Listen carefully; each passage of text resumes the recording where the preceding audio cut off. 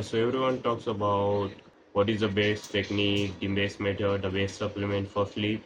I think the one thing that fixed for me because I have done all of that, and the one that is actually worked wasn't actually a technique, wasn't actually a supplement. What it actually was to just get the work done that I was lacking on of. What do I mean? The reason, number one reason why you can't sleep is because you don't know how to manage time for the things that you want to do. Everyone has a goal. Many people want to have this car, this house, this amount of money, and there are certain things you need to do in order to achieve that.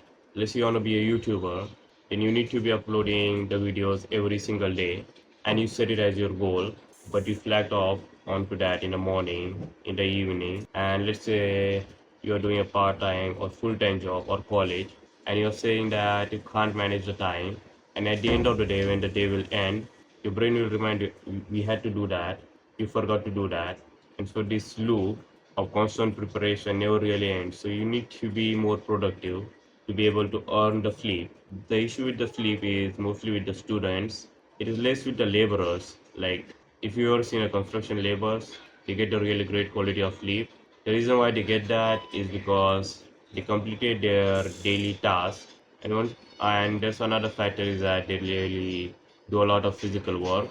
So there's two things about that, but the main is that the productivity. If you're not productive throughout the day, the brain will tell you to be productive at the night time. It's kind of like the hunting. If you're a hunter-gatherer ancestor, if you didn't hunt for the day, what will happen is that his brain will tell him to hunt in the night. Will you get the great quality sleep? No. If he had just successfully managed to hunt in the day, he would be. And the reason why his brain would tell him to hunt is otherwise he'll die from the hunger.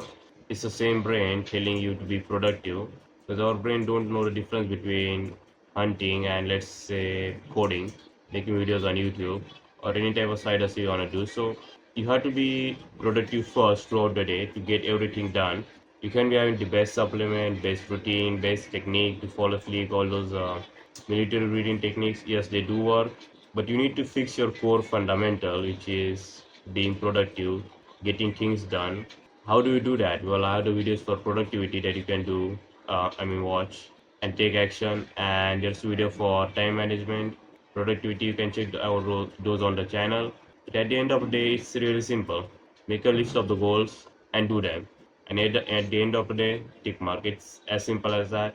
It's not a rocket science that the people who do a lot of hard work throughout the day, let it be mental work or physical work, at the end of the day, they sleep.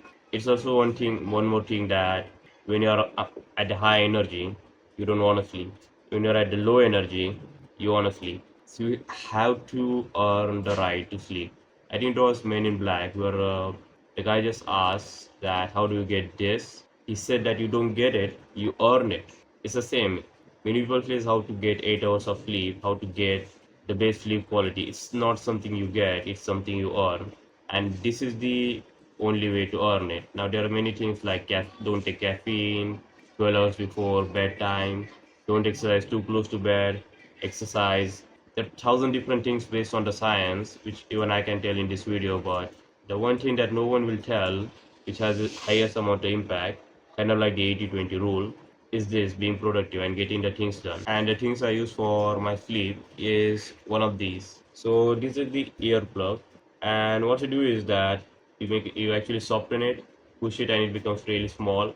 You put it on the ear, and this becomes big, so it goes to this much size. It blocks out the noise. Second thing I use is the sleep mask. I don't take any supplement for the sleep, and that is all you need for the sleep. And if possible, there's two more things that you should be worrying. First is just buy a spray bottle, a small one, and just spray it on your forearms and your face. What this does is it cools your temperature down. I used to use that when I was back in the home. I am going to buy that bottle now. The spray bottle is really cheap. It's you can find it anywhere, any store. It's not really expensive. And the things I use aren't really that expensive, and I actually get a good quality sleep. I don't get the brain fog and stuff. Don't feel like this dizziness when I wake up. So I don't really think you need to be spending like $1 million on some mattresses, electric mattress, electric bed. It is great if you can. I don't think it's a bad investment. It's a great investment. But if you can't do it, then this is what you should be doing. And as for the sleep position, the only two ones which are worth it is sleeping on the side, on your left side, and on your back. The others like sleeping on the stomach. What I experienced is that it causes really a stomach upset.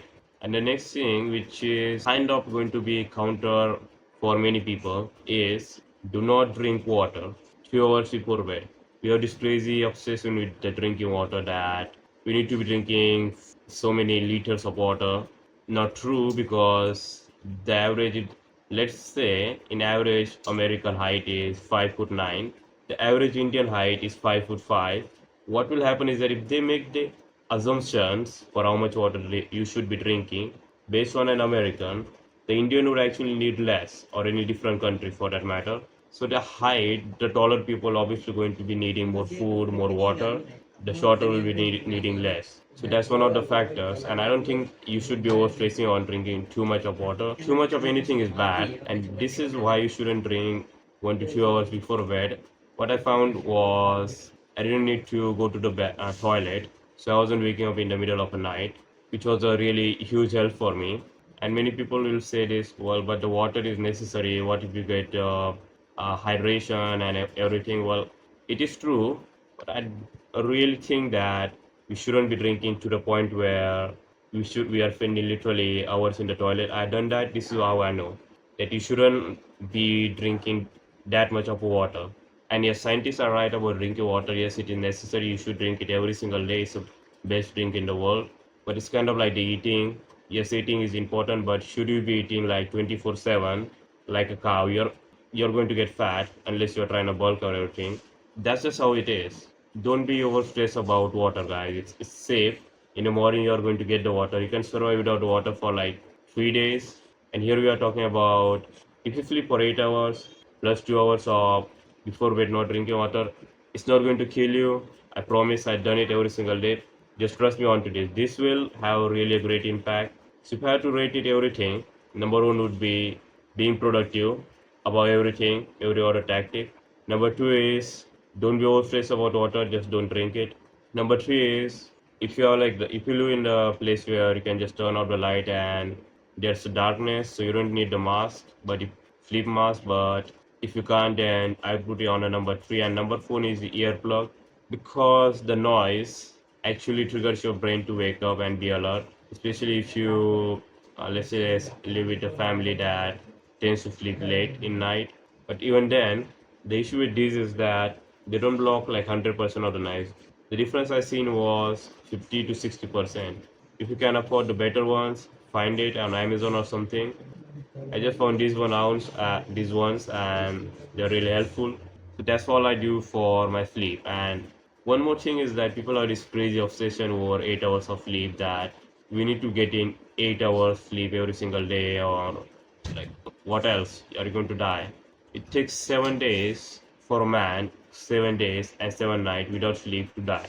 1 hour losing ain't gonna kill you. So stop this with the sleep anxiety. Everyone says that you should be getting 8 hours of sleep. I agree with them, but if let's say you didn't and you get only five, it kind of becomes a sleep debt. So after 2 3 days, you'll wake up late and you'll get that sleep recovered. So I don't think it's a huge issue unless you have to be waking up at certain time to go at certain places. Yes, in which case it can be a problem. But since everyone has this Sunday off, you can just recover the sleep in the Sunday. So it's completely fine if you're getting 5 6 hours of sleep on 1 or 2 days. If you're getting it consistently, then yeah, that becomes a problem. So stop with the sleep anxiety. And I hope you're doing some kind of exercise. What I do is I actually go to the gym at 5, so that's one more thing you should be including. That is all I do for my sleep. My sleep quality isn't the best, but it is at the point where I don't have to worry about the sleep. I don't feel dizziness when I wake up. I don't feel sleepy throughout the day. And one more cure to the sleepiness in the day is that look at how you're sitting. If you're not sitting with the upright posture, with your spine erect, what happens is that when you sit like this, your stomach actually doesn't get the air, that the oxygen, the air. So your breathing kind of becomes shallow and you get into the sleepy state. So it's a weird tactic, but if you're look at your sitting position right now, how you're sitting throughout the day, and just make sure that you're sitting right. That will help you to get out of this sleepiness state that you always get it at the 1 to 3 p.m. So I hope this video is helpful to you, and if you did find the value from this video, then make sure to number one, apply things, because the only way to get result is to apply. You need to do the action to get the reaction. Just like in the chemistry, you need to put the chemicals into some other chemicals to get the expected result. Sometimes you get the result, sometimes you don't get the result, but you get to know what works, what doesn't work. So this is why you should be taking action, and pick one thing from this video today and apply it. That's your homework.